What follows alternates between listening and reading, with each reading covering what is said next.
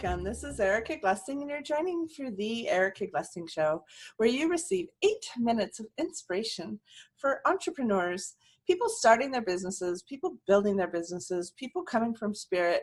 I love to bring together inspirational people, and I love to bring you people that you never met before. I have a very beautiful guest today. Her name is Anita Govender, and she's actually coming to me from a very cold place in the United States. So welcome, Anita. Thanks you for joining me.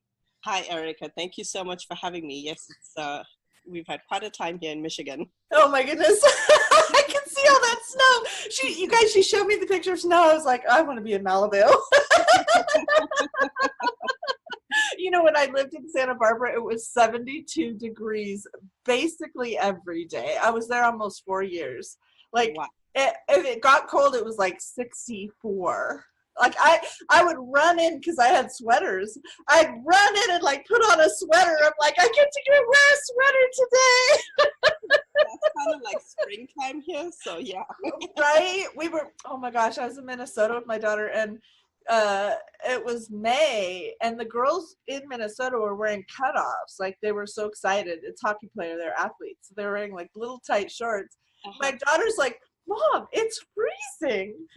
I go, honey, there's no snow and the sun's out. They're wearing shorts. So Anita has a website called beliefs180.com, and she does a lot of work helping people transform beliefs and transcend limitation. I'm so glad you could join me today.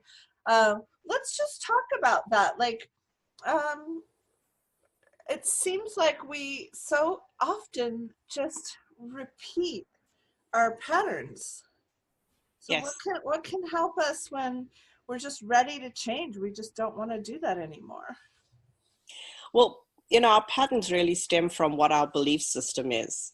And typically, we don't go back and examine what we really believe to be true for us.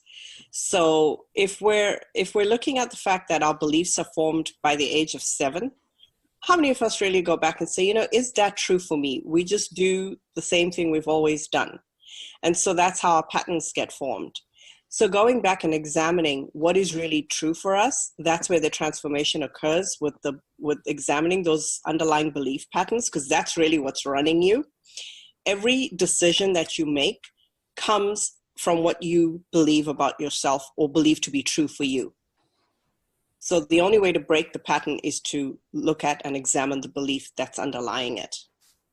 I love it. For me, it's so interesting when I notice my business taking off, when I notice myself in expansion, it's like I have to honor the intuitive guidance, because then I'm getting something that I've never done before. Because I feel like so much of what people do is based on what they've done before, their patterns that they've built, the choices that they've made in the past. Mm-hmm. So I love asking questions. Tell me a little bit about, we talked in the pre-chat about kind of finding out your authenticity. I mean, I don't think you use those words, but why don't you talk a little bit about how you help people get to their true self? So I have a process that I do, which is called the reconciliation and reveal, so R&R. And basically, I do this as a first session with any client that I'm with, and it helps us really get to the bottom of everything that's standing in their way of them getting to where they want to go.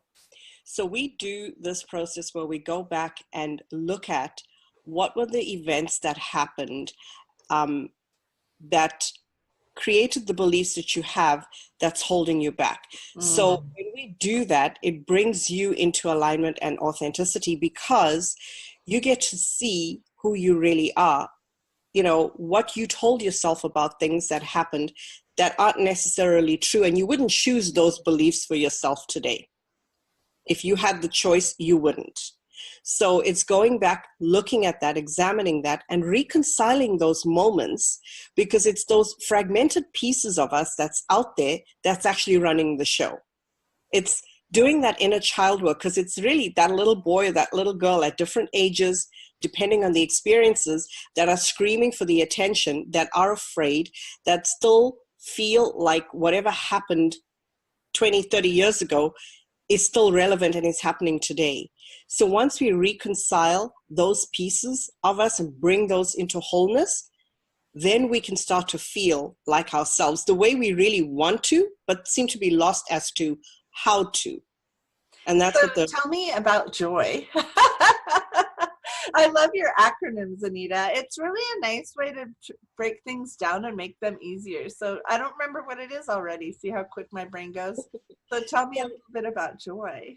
So people find it really difficult sometimes to, with all the information that we have in the spiritual realm about being present and that type of thing, that sometimes it's misconstrued where we're actually feeling a certain way. Like we could be feeling really, really down, but we think, okay, we should be positive. I should be thinking positive. I should be feeling positive. And we move away from that state. But in order to get to our natural state of joy, we have to deal with what's really happening with us. So I use joy as the acronym, and the J is for just be. So if you're feeling profoundly sad and down, instead of trying to change your state of being, sit with that sadness, acknowledge it, feel it, be with it, just allow it. The O in joy is for own. Own it. You know what? I'm profoundly sad right now. This is where I am. Accept that. Don't be in your head about, well, if he said and she said and he didn't do this and she didn't do this. That's not being with it. That's being in your head about it. Simply be in your heart space and feel that. Own that and accept it. The Y is yield to the process. So yield is surrender. Just let it go. Powerful. Allowing. Right? Let that feeling come up and go through you. And once that happens, that feeling had its expression, it leaves. You didn't do anything to suppress it. You just allowed it to be. Your natural state of joy comes up to being. And without trying to change your state of being, your state of being has already changed because that feeling has evaporated. Yeah. So everyone, I'm very delighted to say that Anita would like to offer anyone who is listening a complimentary session with Anita. So how do we reach you and find out more and reach out for this wonderful offer? If you go to my website, beliefs180.com, and they can type in the contact form that they got the information from your podcast, they will get a free session, the Reconciliation and Reveal, which is a 2-hour session. Oh my goodness. This is amazing.